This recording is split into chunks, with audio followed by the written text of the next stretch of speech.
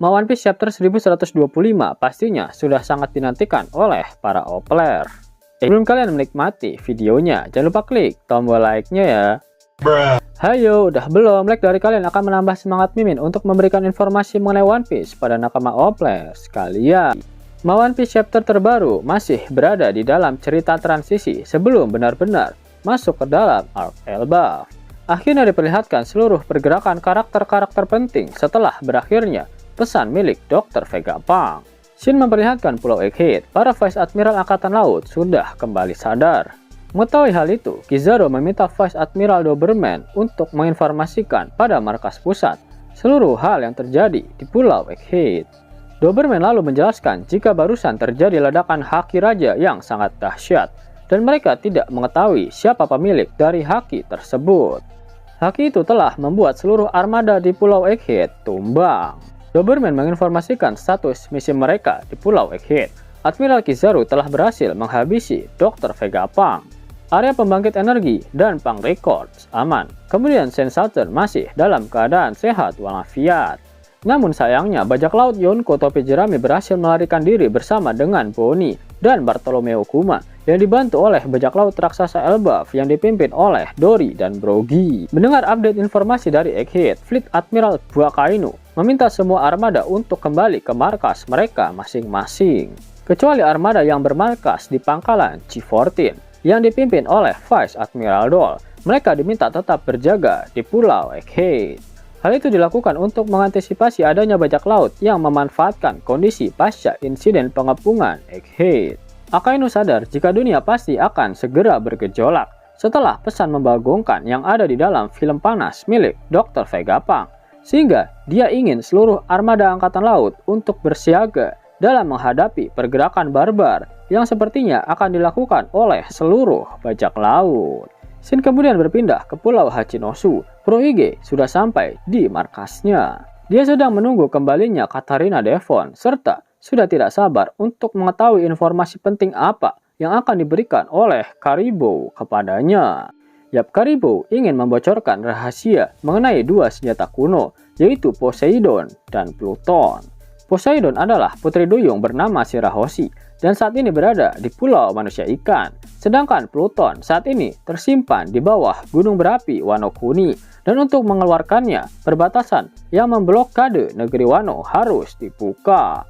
Teach pasti akan sangat senang ketika mendengar informasi tersebut.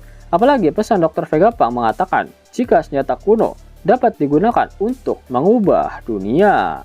Kira-kira langkah apa yang akan dilakukan oleh Kurohige setelah mengetahui dua senjata kuno tersebut? Apakah dia akan ke Pulau Manusia Ikan atau pergi ke Wano Kuni? Menarik kok untuk dinantikan. Shin kemudian berpindah ke kapal Red Force. Bajak laut Akagami saat ini sedang pergi menuju ke daerah teritorialnya yang diganggu oleh Bartolomeo. Shanks masih ingin membuat perhitungan dengan Bartolomeo. Namun apa yang akan terjadi ketika Shanks melihat kapal milik Barto Club? Pasti Shanks bakal langsung ngaceng alias ngakak kenceng. Shin kemudian berpindah ke markas pasukan revolusioner di Pulau Kamabaka. Diperlihatkan flashback pembicaraan di antara Sokka dan Dragon yang terjadi beberapa hari yang lalu.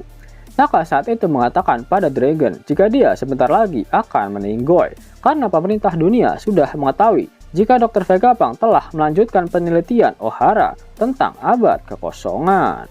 Sokka ingin Dragon tetap melanjutkan tekad Ohara seperti yang mereka janjikan saat bertemu di Ohara waktu itu. Dragon akhirnya memahami mengapa Vegapunk lebih memilih untuk mati.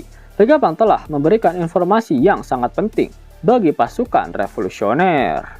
Dragon jadi tahu jika hilangnya kerajaan Lelusia diakibatkan oleh senjata kuno yang dimiliki oleh pemerintah dunia. Dia langsung memerintahkan semua orang untuk pergi dari kerajaan Kamabaka karena markas mereka sudah diketahui oleh pihak angkatan laut.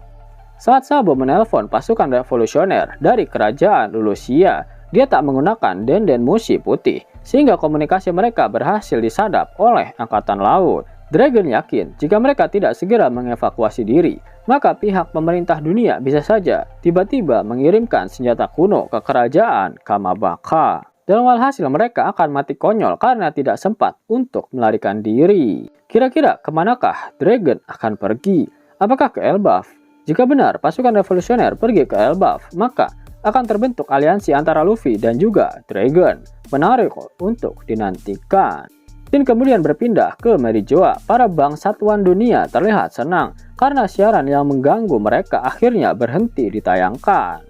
Sebenarnya banyak dari para Tenryubito yang tak mengetahui tentang abad kekosongan, dan hanya petinggi dari pemerintah dunia saja yang mengetahuinya.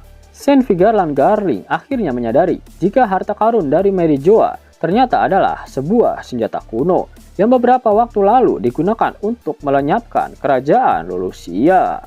Selain itu, Senvi Garland Garling juga diperlihatkan sedang memegang poster buronan milik seseorang.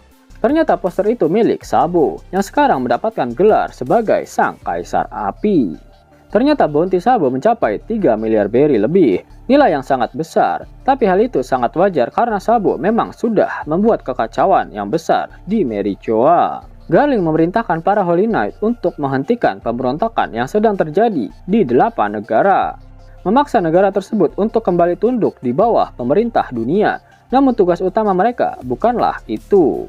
Tugas utama yang diperintahkan oleh Garling pada para anggota Holy Knight adalah untuk menangkap Sabo. Para anggota Holy Knight juga sudah mendapatkan informasi mengenai di mana markas pasukan revolusioner saat ini. Mereka menuju ke Pulau Kamabaka, namun sepertinya mereka juga tidak sadar jika pasukan revolusioner saat ini sedang bersiap-siap untuk pergi dari pulau tersebut. Shin kemudian berpindah ke rumah sakit umum Angkatan Laut, tempat di mana pasukan Sword dirawat. Sengoku dan Suru sudah tiba di rumah sakit tersebut untuk melihat kondisi anggota Sword. Kobe menjelaskan pada Sengoku semua hal yang terjadi dengan Vice Admiral Garp di Pulau Hachinosu. Nasibnya saat ini belum diketahui, dan mantan Admiral Kuzan lah yang membuat semuanya bisa terjadi seperti ini.